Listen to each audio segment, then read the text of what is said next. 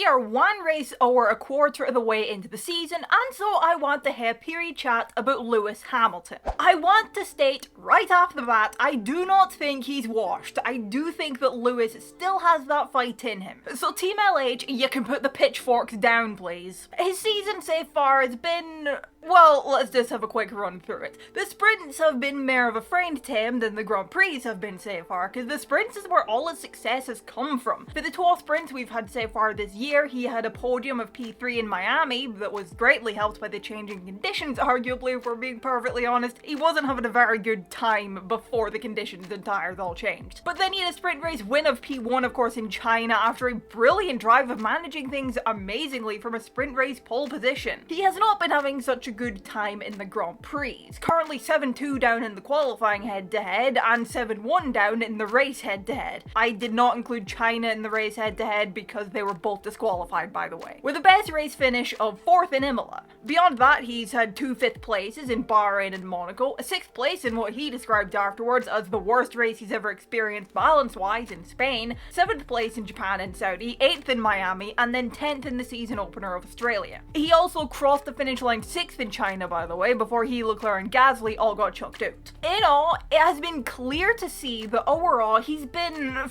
for lack of a better way of putting it, the weaker Ferrari driver. Leclerc's generally had the pace on him in both qualifying and race trim, as demonstrated by Hamilton currently being decimated in the quali and race head-to-heads. It's been a complicated start to Hamilton's time in Maranello. That should not come as a surprise. It doesn't to me anyway, because it's a new team, a new environment, new engine, new teammate, new engineers, all after spending such a long time with Mercedes. It's a big shift for Hamilton to go from 12 seasons with Mercedes, and all of a sudden he's moving teams, completely new environment. It takes time to learn a new team. And also, you know, as I indicated, new teammates, and his teammate is no slouch and is rather used to the team by now. And then you couple that with the fact that the car right now, well, it isn't great. It's on the difficult side. And I suppose that does kind of give Leclerc a bit of an advantage over Hamilton, because while I do not doubt Hamilton's ability to handle a diva of a car, Leclerc has a lot more experience handling a difficult Ferrari car and has learned how to get the best out of him and has gotten rather used to doing that. It's clear to see that Leclerc has been able to better make up for the car's flaws than what Hamilton has been able to. Fact that could perhaps come down to the car maybe being a bit more suited towards Leclerc's driving style than Hamilton's, as Leclerc was the one who's been at Ferrari for longer and, you know, was there while the car was being developed. Hamilton only joined the team at the beginning of the year. Of course, by that time, cars more or less done. It's definitely not been helping Hamilton, the car being not as good on performance, being difficult to drive. The fact they seem to need to run a higher ride height to avoid excessive plank wear is something that keeps cropping up in conversations, and with these ground effect cars, when you raise the ride height you lose performance, which helps absolutely nobody except your rivals because it makes it easier for them to beat you. I'm not making excuses for his not as great performances so far, by the way. I'm just saying how it is that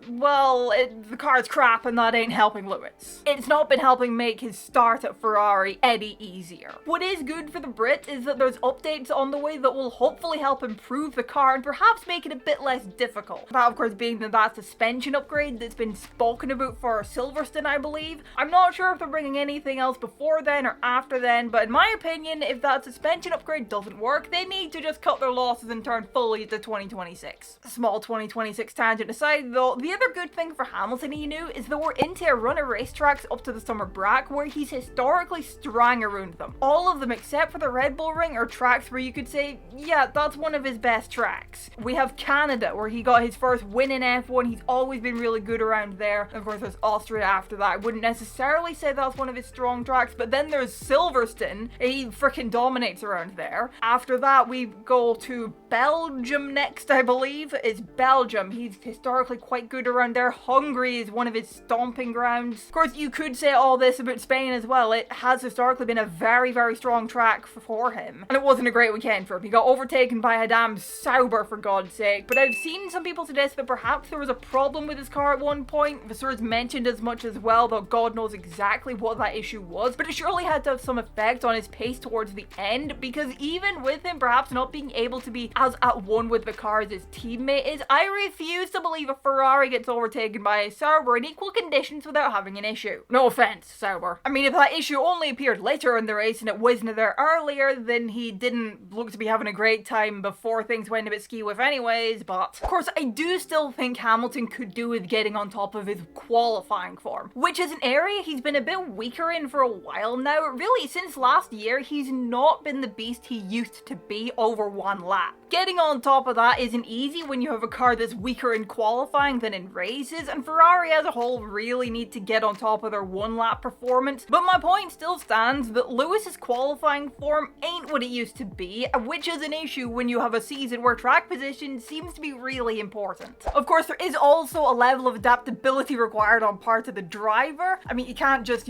build a car that just suits the driver and then that's it. Driver that's to adapt to cars, and of course, Lewis will be doing that, will be trying to do that, of course. But again, when the car's more difficult, that ain't as easy to do. Hopefully, Lewis can kind of get more on top of the SF25 as the season goes on. That will be beneficial to driver and team as a whole in their bid for second in the constructors, because let's be fair, first place is long gone. McLaren have double the points of Ferrari. Or, maybe he won't be able to, and it'll just be a case of it's a car that just isn't for Lewis. Because sometimes that does happen. You just get drivers that, no matter what they do, they just cannot get comfortable with the car at all. In short, it is no secret that Lewis Hamilton is probably in the twilight years of his Formula One career now. But I don't think he's washed. I do not think there's cause to be overly concerned about Hamilton yet.